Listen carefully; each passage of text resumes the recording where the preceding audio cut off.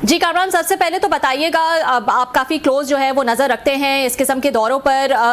क्या इसको कहेंगे, क्या ये एक सक्सेसफुल दौरा था और क्या हम इसको सक्सेसफुल समझते हैं? अफगानिस्तान की तरफ से क्या आया है कि वो भी इसको सक्सेसफुल दौरा ही समझ रहे हैं? क्या स्टेटस है इस वक्त? आई थिंक इसका कॉन्टेक्स्ट जानना बहुत जरूरी है। अगर तो आप ओवरऑल पाकिस्तान और अफगानिस्तान की रिलेशनशिप पिछले 2-2.5 साल में देखें, और खास करके जब से अफगान तालिबान दोबारा इक़्तिदार में आए हैं और जो दोनों मुल्कों के दरमियान तल्खी रही, इवन 2 महीने पहले तक ऐसे हालात थे कि शायद दोनों मुल्कों के दरमियान जंग भी हो सकती थी।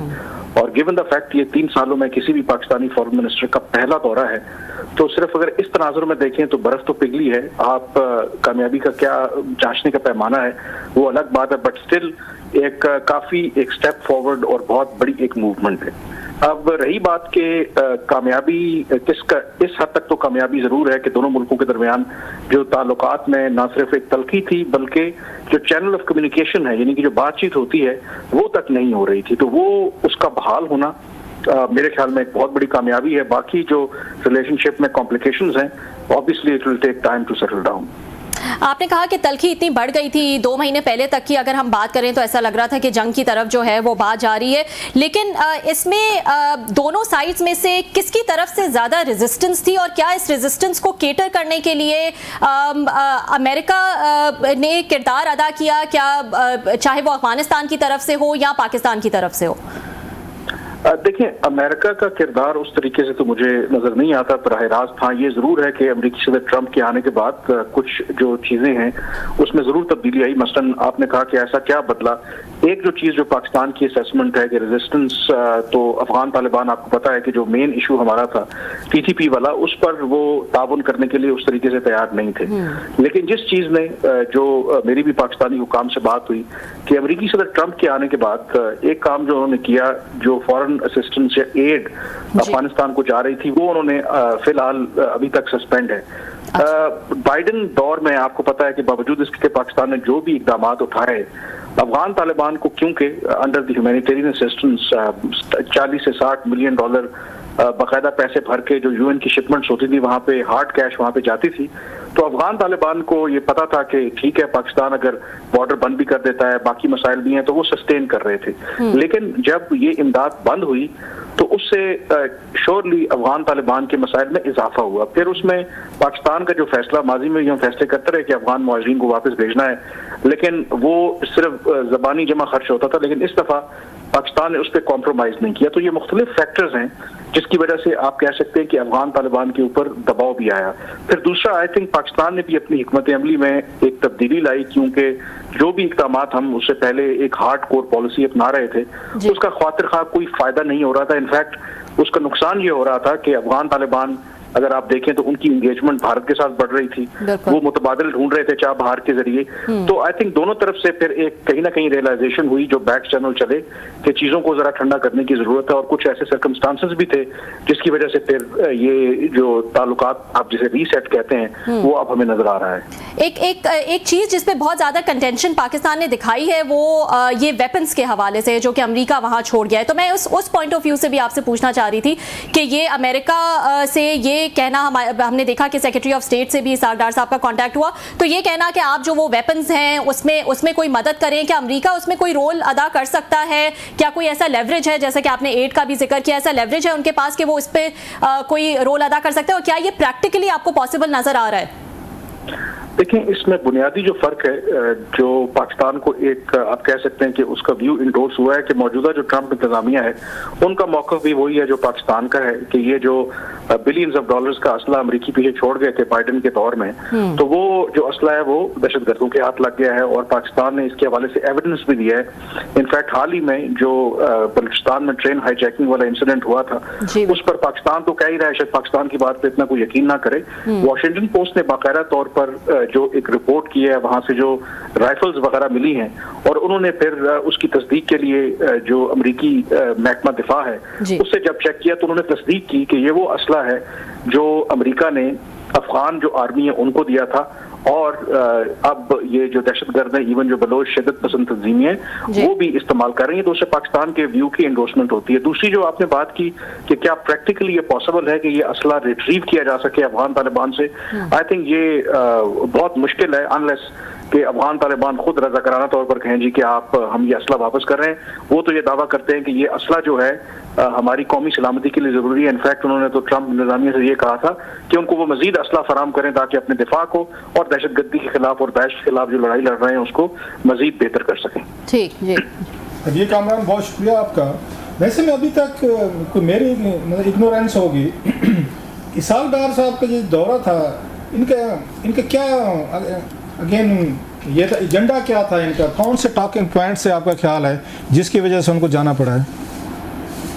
आई थिंक जो सबसे बड़ा मेन जो टॉकिंग पॉइंट है, आपको पता है, एक तो ताल्लुकात में जो कशीदगी थी उस कशीदगी को कम करना, और इस विजिट को आप ये ना देखें कि जो विजिट ये हुआ है ये वन ऑफ विजिट है। आई थिंक इसके पीछे काफ़ी पहले होमवर्क किया गया। जैसे मैंने कहा कि पिछले तकरीबन 1.5 महीने से जो बैक चैनल्स हैं वो चल रहे थे, और फिर पिछले हफ्ते अगर आप देखें तो उनके विजिट से पहले 2-3 बड़ी डेवलपमेंट्स हुई। एक तो 15 माह के तवील गैप के बाद Pakistan Afghanistan joint coordination committee का इजलास काबुल में हुआ, जो पाकिस्तान के खसूसी नुमाइंदे हैं बराए अफगानिस्तान सादिक साहब ने वहाँ पे शिरकत की। और वो जो जॉइंट कोऑर्डिनेशन कमेटी है बहुत अहम फोरम है, उसमें तमाम जो हसास नौइयत के बॉर्डर के मामलात हैं, TTP वाले मामलात हैं, उस पर डिस्कशन हुई। अब उस जो दौरे के दौरान आई थिंक मैंने इसके हवाले से खबर भी की थी कि जो अफगान तालिबान के हुकाम हैं उन्होंने जो अभी तक इक़दाम दिए हैं TTP को कंट्रोल करने से मुतालिक, उनसे पाकिस्तान को आगाह किया। माजी में भी इस तरह की ब्रीफिंग देते रहे हैं, लेकिन इस दफ़ा मुख्तलिफ ये था, जो मेरी पाकिस्तानी हुकाम से बात हुई, कि पहली मरतबा उस डेलीगेशन में तमाम जो लोग, क्योंकि हमारे मिलिट्री के और इंटेलिजेंस के लोग भी थे, उनको ये लगा कि इस दफ़ा जो इन्होंने इक़दाम किए हैं वो माजी के मुकाबले में मुख्तलिफ भी हैं। और पहली दफ़ा पाकिस्तान को ये एहसास हुआ कि अफगान तालिबान लगता है कि इस मामले को हल करने में संजीदा हैं, और उन्होंने पहली दफ़ा एक्नॉलेज भी किया कि ये TTP इज़ अ प्रॉब्लम। तो उस पाक अफगान जॉइंट कोऑर्डिनेशन कमेटी में जो प्रोग्रेस हुई, जो आके उन्होंने वापस रिपोर्ट किया, तो फिर कुछ चीज़ें ट्रिगर हुई कि अब अप्रोप्रिएट समझा गया कि इसहाक डार साहब को वहाँ पे जाना चाहिए और एक फील गुड फैक्टर के लिए एक पॉजिटिव मैसेज देना चाहिए। और उसकी एक और निशानी, जब हम किसी विजिट की कामयाबी की बात करते हैं, अदरवाइज ये प्लान नहीं था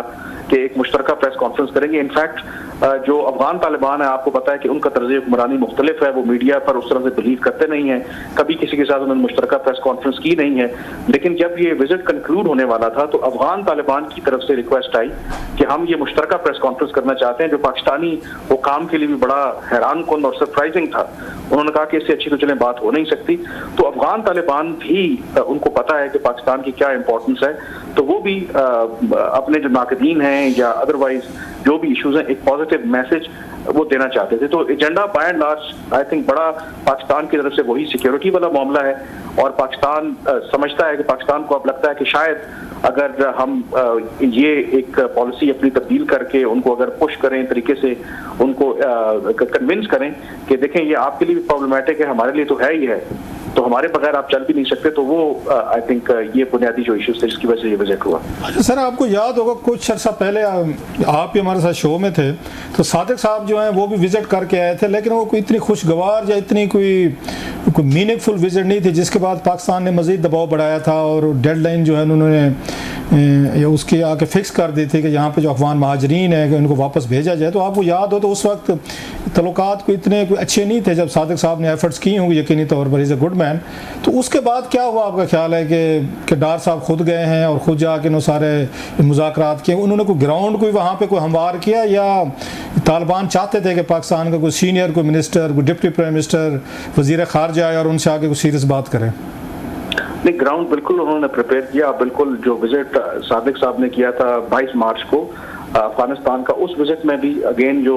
बुनियादी इश्यूज थे TTP वाला वो सारे फहरिस्त था। और उस वक्त बिल्कुल मुझे याद है कि जब पाकिस्तान ने ये मामला उठाया था तो अफगान तालिबान की तरफ से जो जवाब था,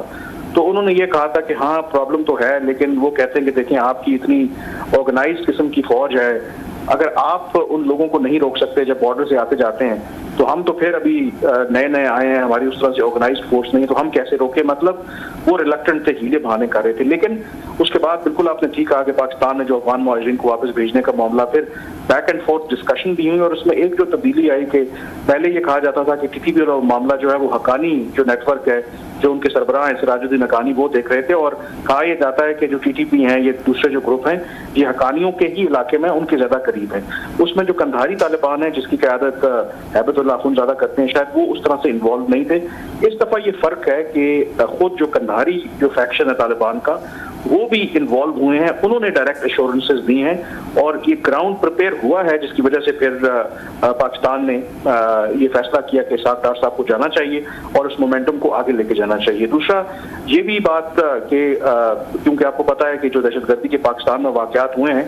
उसमें लेटली हमने देखा है कि अफगान नेशनल भी मुलविस पाए गए हैं, और ये मुझे पता चला है, मुझे बताया गया, और अफगान तालिबान ने पाकिस्तानी हुकूमत को ये बताया है कि सैकड़ों की तादाद में ऐसे जो अफगान नेशनल हैं, उनको अफगान तालिबान की हुकूमत ने गिरफ्तार भी किया है। अब पाकिस्तानी हुकूमत इसलिए पब्लिक उसको नहीं करना चाहती उनकी रिक्वेस्ट के ऊपर कि जी आप, उससे हमें थोड़ी सी एम्बैरसमेंट होती, तो पाकिस्तान का ये ख्याल है कि अगर हमारा काम निकलता है तो दैट इज फाइन एनफ, कि हम पब्लिकली ऐसा तासुर देने की कोशिश नहीं कर रहे। तो पाकिस्तान के हुकाम को ये लगता है, जो मुलाकातें उन्होंने की हैं, कि इस दफा तालिबान शायद सीरियस हैं इस मामले को हल करने के लिए, तो हम उन्हें एक मौका देना चाहते हैं कि ठीक है, आप इस मामले को हल करें। अच्छा, ये हमने देखा है कि तालिबान की तरफ से इस पर भी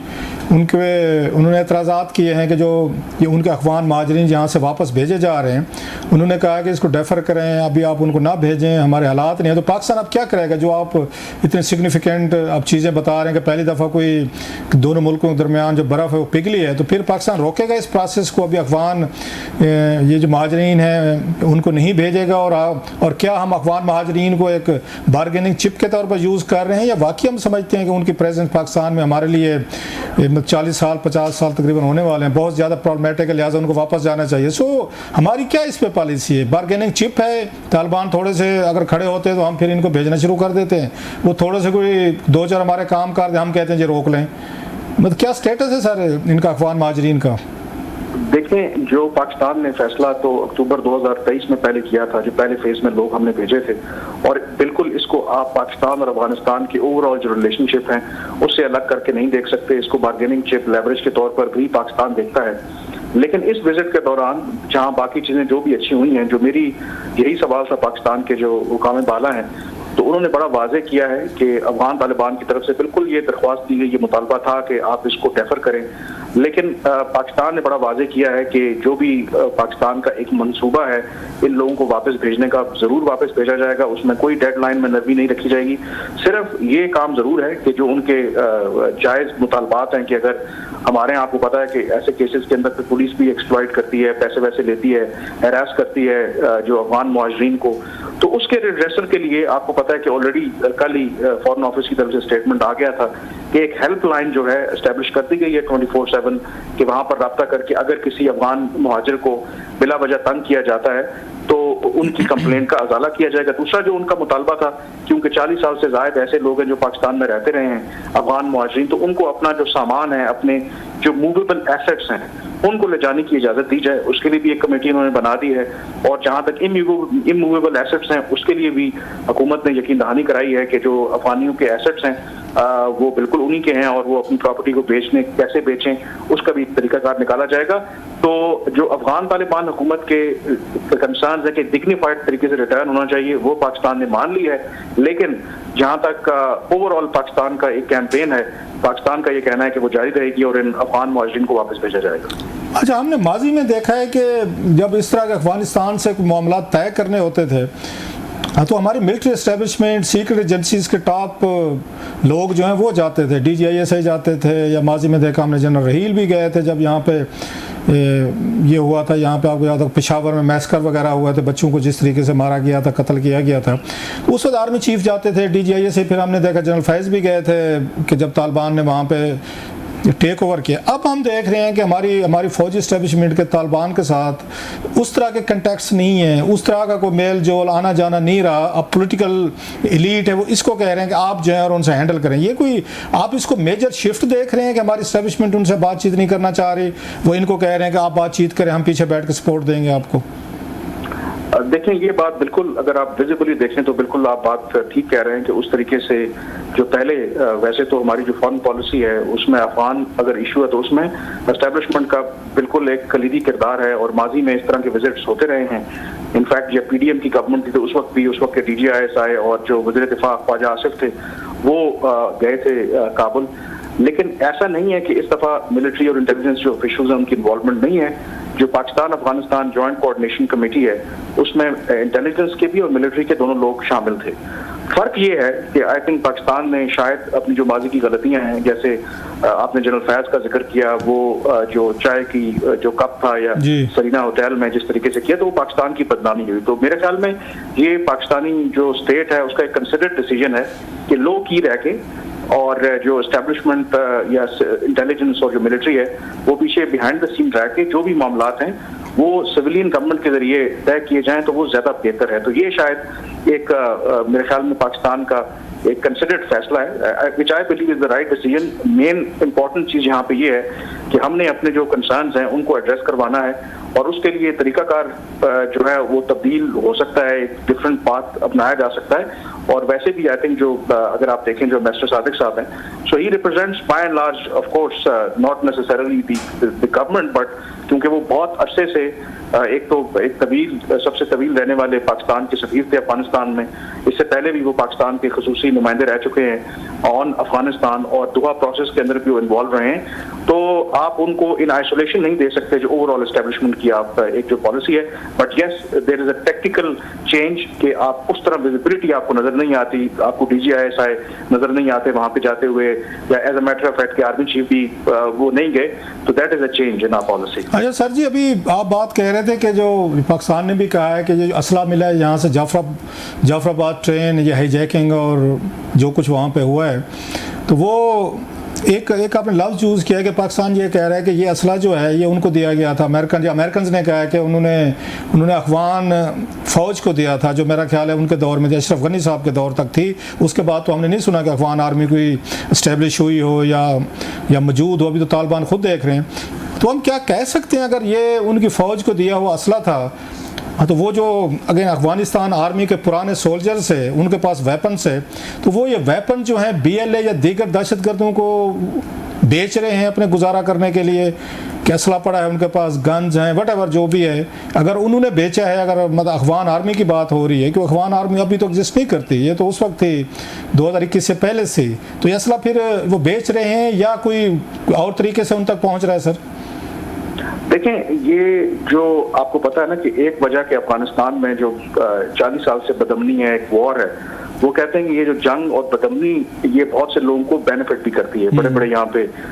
स्मगलर्स और जो ड्रग्स का काम करते हैं, असले का काम करते हैं। तो आई थिंक फ्री लंच तो कोई भी नहीं होता। आई थिंक ये ब्लैक मार्केट में या अदरवाइज ये बिल्कुल असला बिक रहा है, क्योंकि जो वॉशिंगटन पोस्ट की रिपोर्ट है उसमें उन्होंने इस बात की तस्दीक की कि जाहिर है कि वहाँ पर तो हर जो भी असला वगैरह है उसकी अकाउंटिंग तो होती है कि जो असला दिया गया था किस मद में दिया गया था। और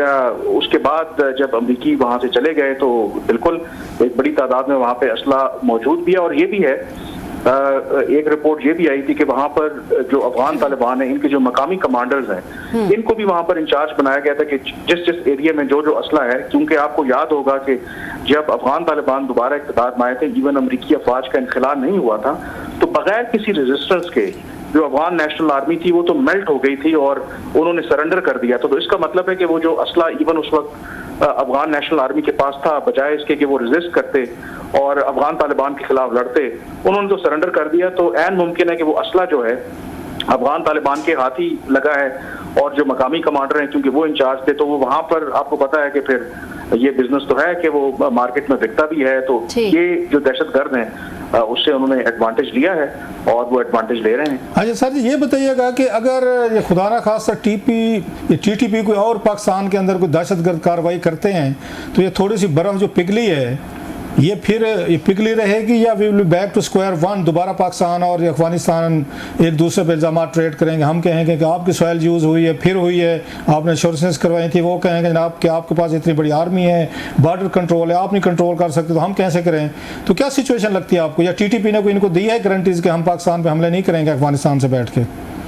आई थिंक ये एक बहुत बड़ा टेस्ट होगा कि जो अश्योरेंसेज अब अफगान तालिबान की तरफ से दोबारा दी गई हैं, और अगर चलें छोटे मोटे वाक़यात, तो ये आप नहीं कह सकते कि ओवरनाइट